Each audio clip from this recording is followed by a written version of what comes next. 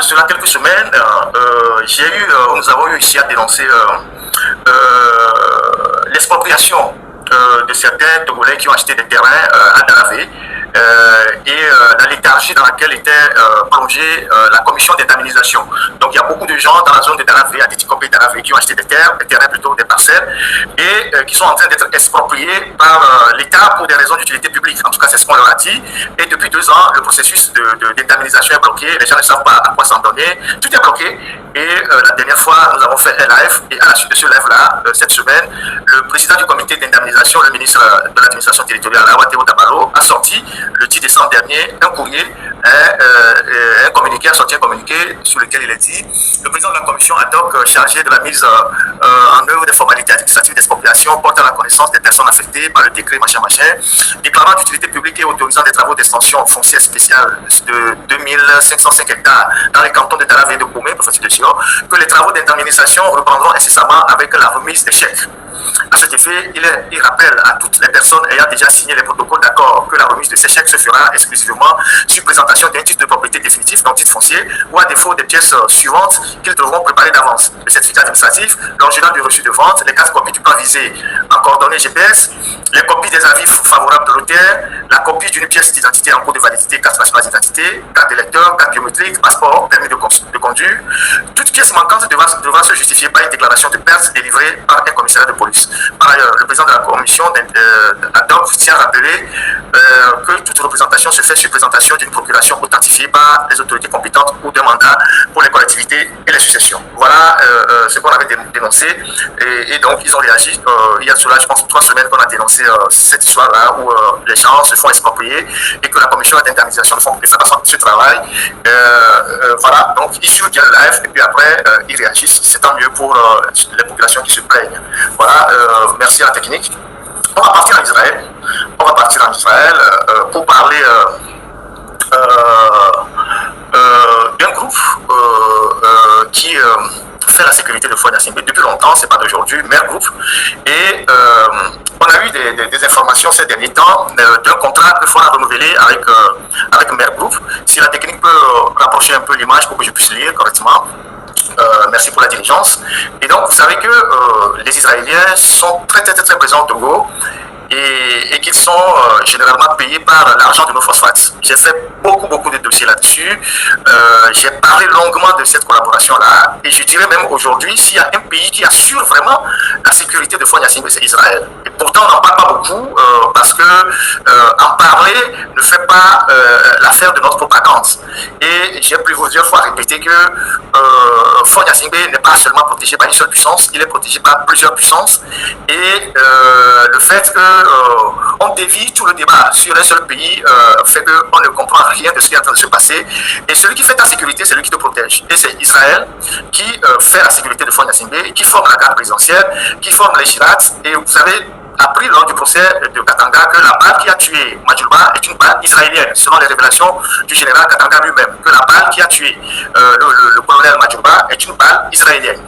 Et donc, c'est eux qui sont dans la sécurité numérique, c'est eux qui sont dans les renseignements, c'est eux qui mettent beaucoup de moyens pour soutenir nos comptes et tout ça. Ils ont plusieurs bureaux à Lomé, j'ai même montré certains bureaux ici, et c'est des gens qui sont proches du Mossad, et donc le service de renseignement israélien. Ils les payent comme ils veulent, ils leur donnent énormément d'argent. Le plus important, c'est qu'ils puissent assurer sa sécurité. Alors, notre confrère Africa Intelligence a sorti cet article-là. Moi, j'étais au courant de ce dossier, j'en ai pas parlé le premier, qui dit ceci: l'Israélien Mer Group, prestataire de services de renseignement. Déjà actif au Togo, le groupe israélien, la technique, est-ce que vous pouvez enlever, il y a 2 bandeaux de mutation qui m'empêchent de lire.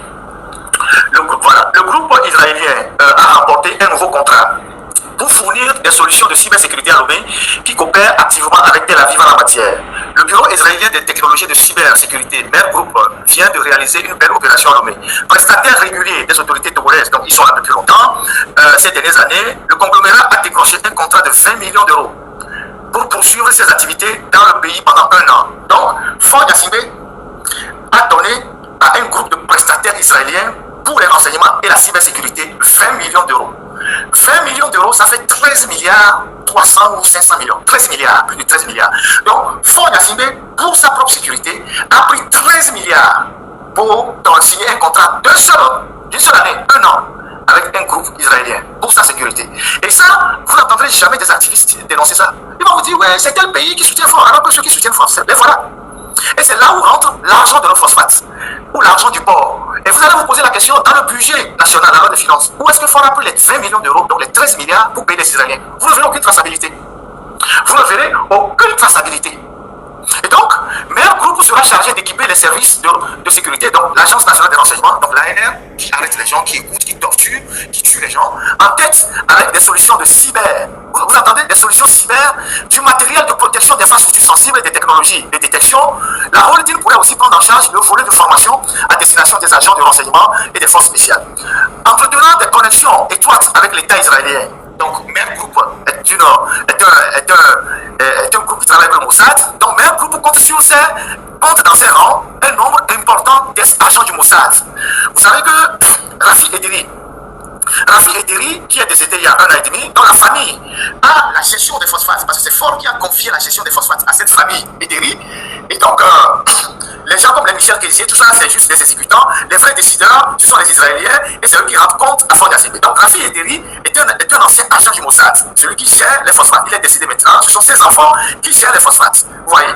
Et donc, Meilleur Groupe, dans ses rangs, compte dans ses rangs un nombre important d'agents du Mossad et du Shin Bet. Donc, c'est 2 groupes de services de renseignement israéliens les plus efficaces au monde. Les services de renseignement extérieurs et intérieurs de Tel Aviv. Le groupe est actuellement présidé par Nir Lembert, ancien directeur adjoint de l'unité 8200, spécialiste dans le cyber-renseignement au Syndical, c'est-à-dire l'armée israélienne. Quant à son directeur, Avi Shelter, il a notamment occupé ses fonctions chez Cognit, une société israélienne de cyber particulièrement active en Afrique. Utilisateur notoire de Pegasus. Donc, c'est ces gens-là qui manipulent le Pegasus. De longue date, Israël et le Togo ont coopéré sur les questions de contre-terrorisme et de renseignement. À ce titre, le ministre des Affaires étrangères, Robert Doucet, et son homologue, Gideon Sarr, s'entretiennent régulièrement des possibilités de renforcement du partenariat sécuritaire. Pour former les militaires togolais aux techniques de renseignement, Agal Prey, ex-patron de Yuman, une unité de police antiterroriste israélienne, a par le passé régulièrement déployé dans le pays des prestataires privés via une société ASL, Lomé, est par ailleurs un utilisateur notoire de Pegasus, un logiciel d'espionnage des téléphones commerciaux par la société israélienne NSO Group. Une poignée de sécurocrates israéliens ont leurs entrées dans la capitale togolaise, à l'instar de Yoram Cohen, ex-patron de Shinbet, qui a rencontré l'an dernier le président du conseil, Ford Yacine. Et donc, vous voyez, quand les journalistes, on parle des faits, on est factuel. On ne raconte pas les ragots de quartier, on est factuel. Donc ici, c'est un élément tangible de ce que Ford Yacine a pris 13 milliards de nos comptes pour payer les Israéliens, juste pour sa sécurité, juste pour les renseignements, juste pour écouter les gens. Et ça, vous ne verrez pas les gens le dire. Parce que pour certains, dire ça n'arrange pas leur business de propagande. Donc voilà un des pays majeurs qui travaillent aujourd'hui à protéger Ford Yacine. Et personne n'en parle. 13 milliards, qu'est-ce qu'on peut faire? Qu'est-ce qu'on ne peut pas faire avec 13 milliards dans les cantons, dans les préfectures de London là-bas, ou de Faux, alors qu'il n'y a pas d'hôpitaux là-bas? Vous avez vu le dispensaire de la Haute-Oeil, vous avez vu les infrastructures. Qu'est-ce qu'on ne peut pas faire là-bas? Mais Ford Yacine ne s'est pas arrêté là. Plusieurs fois, je vous ai dit dans mes lives que Ford Yacine, pour lui, il est prêt à sacrifier le Togo pour son pouvoir. S'il y a 10 000 francs dans la caisse de l'État, s'il peut enlever 9 000 francs pour donner aux étrangers qui vont le protéger, il va le faire et il va garder 1 000 francs dans les caisses de l'État. Il n'y a pas que ça. Il n'y a pas que ça ces derniers temps. Ça, c'est pour la sécurité. C'est les gens qui le renseignent de tout. Et avec ce système-là, les officiers sont mis sous écoute, les ministres sont mis sous écoute avec le Pegasus. Il sait ce que chacun fait. Surtout son entourage. C'est eux qui l'écoutent d'abord. Ses femmes, ses maîtresses, son entourage, les députés, les officiers supérieurs, les jeunes officiers, il les écoute tous. Et il sait ce que chacun fait. Vous voyez? Et il met énormément d'argent pour se protéger. Donc, il est sûr que tant que les Israéliens sont dans le système de sa protection, forment sa garde rapprochée, rien ne lui arrivera. C'est pour ça qu'il se permet certaines choses. Donc, il a mis 13 milliards dans cette affaire-là, mais il ne s'est pas arrêté là. La dernière fois, il y a une conférence pour la mobilisation des fonds à Paris. Ford est le médiateur de l'Union africaine en RDC. Un pays dans lequel nous n'avons rien à foutre. Le Togo n'a aucune. Alors là, aucun statut pour aller se mêler dans cette histoire de la RDC qui dépasse même notre petit bout de territoire. Parce que cette histoire de la RDC, elle a des origines très très très lointaines. C'est avant même les indépendants. Cette histoire de la zone de Goma, du Katanga et tout ça avec les intrusions israéliennes appuyées par les Américains et tout ce que vous pouvez imaginer. Donc, nous n'avons rien à aller chercher là-bas. Et puis, c'est un pays qui est énormément riche, qui peut mobiliser ses propres fonds. C'est en RDC que vous allez voir des milliardaires en dollars. Mais Ford Yassingbe, il va faire la médiation là-bas, mais il donne aussi des moyens. La dernière fois qu'on a convoqué la conférence pour la mobilisation des fonds, pour créer un couloir humanitaire pour la RDC, le Togo a donné 30 millions de dollars. Vous imaginez ça? La dernière fois qu'on a lancé la collecte des fonds pour la RDC, pour créer un couloir humanitaire, c'est la France qui a porté cette initiative-là. Le Togo a donné 30 millions de dollars. Et c'est d'ailleurs pourquoi il était aux côtés de Macron, ici, quand il est venu à la conférence avec toute la bande des Boudjouna, tout ça, c'est pour ça qu'il était à la table. 30 millions de dollars qu'ils ont donné pour le couloir humanitaire en RDC. La RDC qui a 1000 fois plus de moyens que le Togo. Tout ça pour sa propre gloire, pour exister diplomatiquement sur la scène internationale. C'est comme ça que ça se passe avec le Togo. 30 millions de dollars. C'est ce que le Togo a mis dans la cagnotte. C'est pour ça qu'il a fait le discours là-bas à Paris en disant il faut que l'argent collecté soit bien géré. Il faut que l'argent collecté soit bien géré. Il ne faut pas que les gens détournent l'argent. Parce que c'était le prix à payer pour que Macron l'accepte autour de la table le jour où ils ont fait la conférence de mobilisation à Paris. 30 millions de dollars que le Togo a donné. Vous voyez ce qui nous arrive? Voilà ce qui est en train de nous arriver. Voilà ce qu'il est en train de faire avec le pays. Pendant ce temps, on va faire un tour à Dapaon. Vous allez voir les gens qui disent qu'il n'y a pas de l'eau à Dapaon. On fait un tour à Dapaon, on revient. Et je continue les commentaires. Technique. Le problème de l'eau, j'avais déjà 2 ans. C'était, on payait de l'eau, mais en ville, ceux qui étaient branchés à la T2 n'avaient pas beaucoup de problèmes pour ça. Mais qu'est-ce qui s'est passé? On a eu 45 km d'extension d'eau en ville. Donc les quartiers périphériques, les nouveaux quartiers, ont aussi eu l'extension et ils sont branchés. Or, notre château ne répond plus à la population de la ville. Ça déjà, le problème là, ça avait commencé déjà. Mais on avait un peu de l'eau. Mais il y a eu un problème, la machine qui traite de l'eau est cassée. Ils disent, et les décisions qu'on non, c'est la machine qui est cassée. Et puis après, quand j'ai demandé, on dit que les pièces là, il faut aller en Europe pour trouver la pièce. C'est ça qu'on m'a dit. Ils essaient d'aller, ils vont à Lomé, ils arrangent la pièce là, et adapter, ils reviennent, quelques jours, ça, quel que soit le cas, même si la machine arrive, s'il n'y a pas un autre château, ça ne va plus suffire. Donc, l'extension, on a fait l'extension, le problème là est arrivé. Et quand ils ont parlé d'un autre château, l'Assemblée puisque là-bas, avec quelle que soit la version, ils avaient des problèmes à l'Assemblée d'eau. Et à vous, c'est dû au fait que le château ne suffit plus.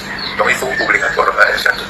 Tout ce que je peux dire, je n'ai même pas à donner des conseils à la population.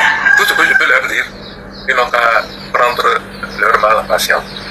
Parce que ce n'est pas de la faute à la T2. Mais c'est que la machine qui traitait de l'eau est vieille.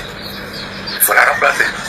Maintenant, est-ce que c'était prévu que dans 10-20 ans, on devait la remplacer? Est-ce qu'on a prévu cela? Donc c'est tout ce qu'il y a. Qu'est-ce qu'on peut faire? On peut maintenant aller vers les forages. Parce que avant, nous, quand on était jeunes, il y avait beaucoup, on puisait de l'eau. Pourquoi? Aujourd'hui, on peut pas boire l'eau là. Non. Donc il faut aller vers les forages. Ou bien si on prend l'eau de Barreau, bientôt ça va finir aussi. Il faut traiter. Or, quand on dit à la population de traiter, on ne sait pas ce qui va s'y traiter. On ne peut pas prendre de l'eau, venir bouillir, laisser refroidir, avant de décanter, boire. Mais nous, la population, là, quand on dit que de traiter de l'eau, on risque de boire du n'importe quoi. Alors là, vous avez entendu le maire de Dapaon sur la page de nos confrères Labali. C'est un média. Le problème de l'eau, et qu'est-ce que ce maire nous dit? Ce maire nous dit que actuellement, il y a un gros souci d'eau à Dapaon. Les robinets sont secs parce que la machine qui pompe l'eau et qui fait traiter l'eau est tombée en panne depuis des mois. Et que cette machine n'a pas un doublon. Il y a la TDE qui amène la machine à Lomé. On essaie de réparer la machine, on vient la placer et la machine tombe encore en panne. Et qu'il faut commander la machine en Occident ou en Europe, mais ça prend du temps. Et que Dapaon n'a qu'un seul château. je crois, il y a un château, mais ce château n'est plus suffisant. La capacité de ce château n'est plus suffisante. Il faut construire un nouveau château pour répondre aux besoins des habitants de la ville qui s'est agrandie. Et donc, nous sommes à Dapaon. Et le maire dit, il n'y a aucune solution. La seule solution, c'est que la population doit attendre, doit prendre son mal à patience. C'est-à-dire, on nous dit que l'eau, c'est la vie. Mais le maire nous dit, il faut que la population prenne son mal à patience. Donc, la population va attendre. Quand il n'y aura pas d'eau, elle va mourir. Et pour détourner les autorités, il dit que oui, c'est pas la faute de la T2, c'est que c'est la machine qui est tombée en panne. Donc, voilà, dans la ville de Dapaon, il y a un gros souci d'eau actuellement. Pendant que nous donnons 13 milliards aux Israéliens pour les renseignements, pendant que le Togo donne 30 millions de dollars comme contribution pour les couloirs humanitaires en RDC, et il n'y a pas que Dapaon qui soit confronté à ce problème-là. Le propre village de Fort Azimé, à Pia, et donc Kara, à Pia, ça fait 3 semaines, la même chose s'est passée là-bas. La machine qui fait monter l'eau dans le château est tombée en panne, provoquant une certaine agitation de la TDE. Depuis plusieurs jours, la TDE ne sait pas où donner de la tête. Elle est en train de courir dans tous les sens pour régler le problème.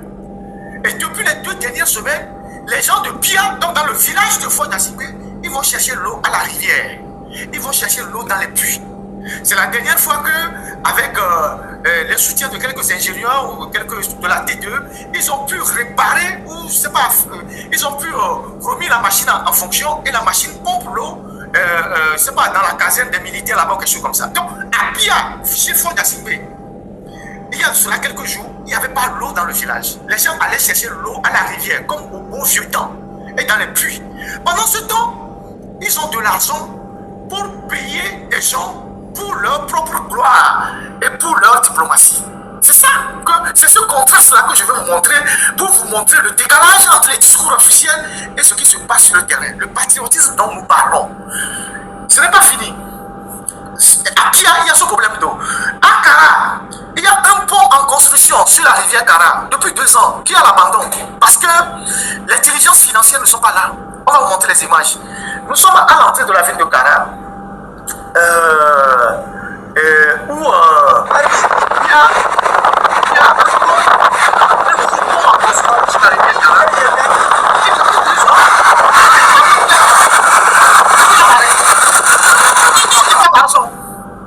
Voilà les images qui passent, parce qu'il n'y a pas d'argent. Donc, le chantier évolue, il n'y a pas d'argent. Les engins sont là-bas, les ingénieurs ont déserté les lieux, les ouvriers ont déserté, et voilà, ça c'est à l'entrée de la ville de Kara, chez Fort Azimé. Et donc, ce pont-là, c'était un pont, un nouveau pont qui était en construction sur la rivière Kara, le fleuve ou la rivière, pour soulager l'ancien pont qui est fatigué. Et depuis 2 ans, ils sont là-bas. Les gens ont disparu. Vous voyez, les engins sont là, mais il n'y a pas d'ouvriers. Certainement, c'est pour des raisons d'argent, de diligence financière. Mais on a de l'argent pour aller donner aux Israéliens, pour aller cotiser dans les couloirs humanitaires pour le bien de la diplomatie togolaise. Voilà des réalités. Il y a des photos, il y a des vidéos qu'on peut passer. Voilà les photos. Vous voyez quelqu'un sur ce chantier-là, tout le monde a disparu. Tout le monde a disparu. Les ouvriers ont disparu, les machines sont là. Depuis 2 ans que ce chantier a été ouvert. Et c'est pareil. Le pont d'Anier, voilà le chantier qui est à l'abandon. Le pont d'Anier, c'est le fameux Lanclévy qui fait le bruit là sur les réseaux sociaux. C'est lui qui a eu ce marché-là, le chef Lanclévy. Il n'est ni ingénieur, il n'est ni spécialiste des ponts et chaussées. C'est à lui qu'on a remis ce marché-là. Et il est là traîné à l'entrée de la ville d'Anier. Le pont sur la nationale numéro 1, c'est à Lanclévy, le chef de la DAPA, c'est à lui qu'on a remis ce marché. Vous voyez? Et donc, c'est ce qui se passe dans notre pays.